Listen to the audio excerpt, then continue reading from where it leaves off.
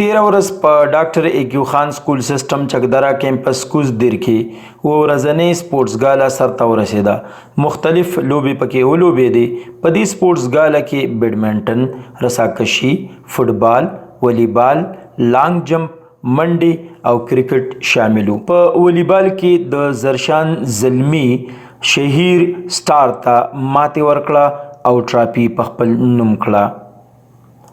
د کرکټ په فائنل کې پېښور زلمی د عدنان په کپتانۍ کې د کراچي کینګ کپتان محمد عرفان ته ماتې ورکړه او ټرافي په خپل نوم کړه. 5 balls still, there are 5 balls remaining. Wahaj is coming, Sahil is ready, and it is made. 2 runs on.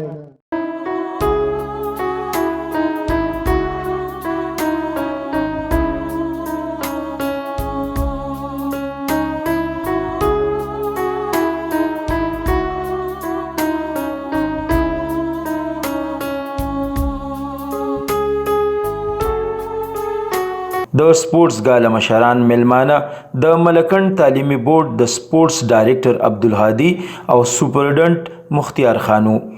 میلمنو د لوبغاړو سره ستړي مشي وکړه او د لوبو په هکله یې ورته صدارنګي وویل. خوشحاله شوم چې تاسو په خپل سکول کالج کې دا قسم اکټیویټیز کوئ.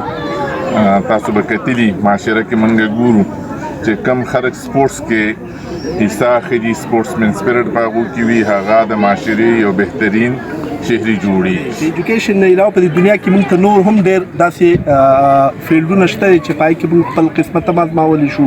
د گیم سره سره زموږ ایجوکیشن هم امپروو کیدی شي، ولې چې موږ به ذهني تورچي هغې دپاره تیار یو، برداشت حوصله به راپکې راځي.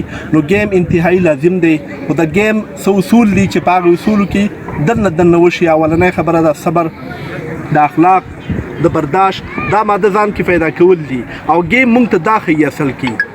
تلاوت کلام پاک قاری ضیاء الرحمن سے پیش کو.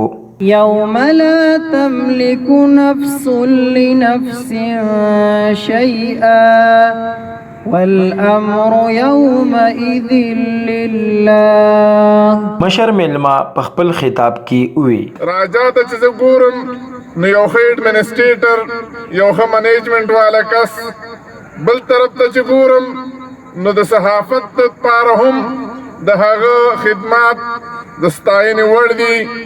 په سپورټس کې هم د هغه کردار د چا نه پټ نه دی.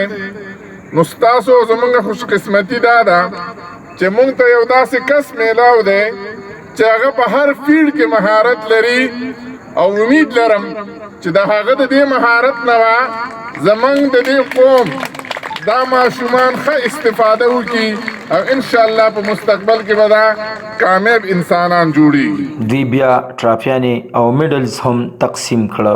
راجا محمد زیب سجاول، ملاکن ټي وي، چکدره، کوزدیر.